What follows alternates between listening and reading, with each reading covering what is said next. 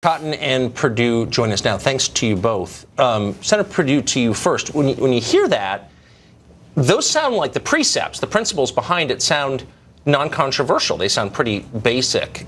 You guys work in politics. I know you've polled this.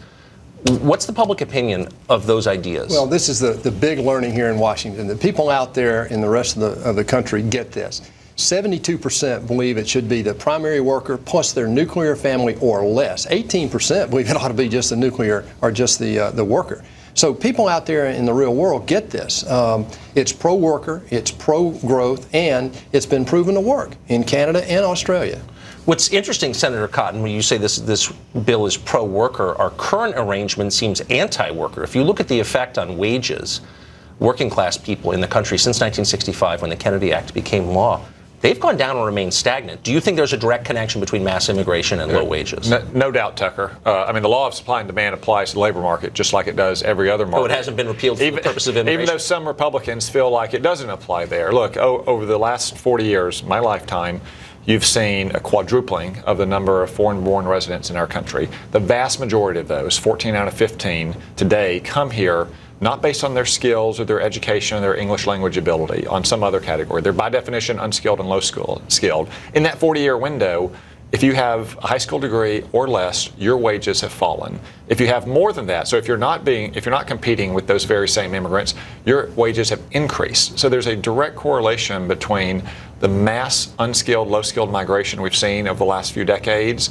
and stagnant wages and standards of living for working Americans. Wouldn't it be clarifying to import, I don't know, lobbyists, for example, from abroad who would work for less than our lobbyists? Maybe that, or United States senators. Do you think that might change some minds? Lobbyists, lawyers, there's no end of this that you could import people to compete directly against people in Washington, D.C., and they might sing a different tune.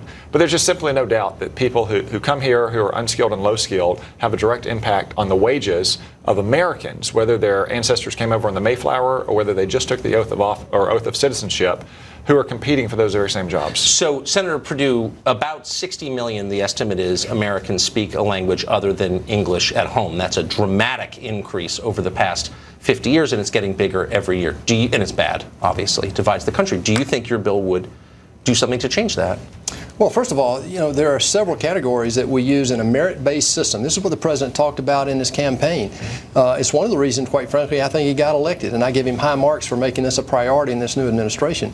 But when you look at the categories in here, somebody could come in here and be a PhD with no English skills, still qualify potentially. Right. So this is not about English speaking only. This is about a diverse group of people to come in and help grow our So economy. what are the criteria? Well, first you got education, you got a job, you got if you've been contributory in terms of accomplishment, if you want to start a business or something like that, English is one, and then compensation. Yeah, so if you want to invest a lot of money here. So who are the forces arrayed against this?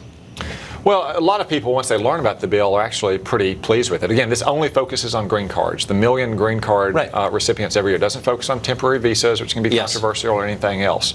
And I would say that it's better to make a citizen out of someone who comes here rather than just use them as a temporary laborer. Where's the Chamber of Commerce on this? I think a lot of them are going to be very supportive of it. Again, like if you're sitting in Silicon Valley and you depend on H-1B visas, wouldn't you rather have someone who's going to be a citizen of the United States and stay here forever, rather than have to have that then visa renewed in 3 years and go back, exactly. so you can invest in them. So the business community will be supportive, I think. Are you all going to make this case publicly? Are you going to force the opponents of this bill to explain why they're against it? We saw it today. We started the debate today. And we're going to continue that. I mean, this is something, though, I can't understand why anybody who wants a pro-growth effort in America to oppose this. I mean, today, the system is so broken that only 1 out of every 15 who come in America come in with a skill.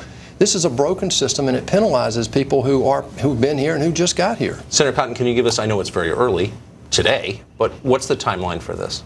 Well, this immigration obviously a complicated and controversial topic, but David and I are committed for the long haul to making this bill a reality. Again, the president campaigned on immigration as the single distinctive issue that separated it not just from Hillary Clinton, but from 16 other Republicans. That's exactly right. And the American people expect him to deliver on that. This is one piece of the immigration puzzle. I think as more senators and congressmen learn about it, as they see what it would do for our working citizens out across the country, what it would do for economic growth as a whole, I'm hopeful that we can get consensus, even if there's still a lot of other things that divide us on the immigration issue. I think that's right. You always are welcome here to explain how it's going because we're interested. Our viewers are. I'll be back. Thank you Thank you. very much. Thank you.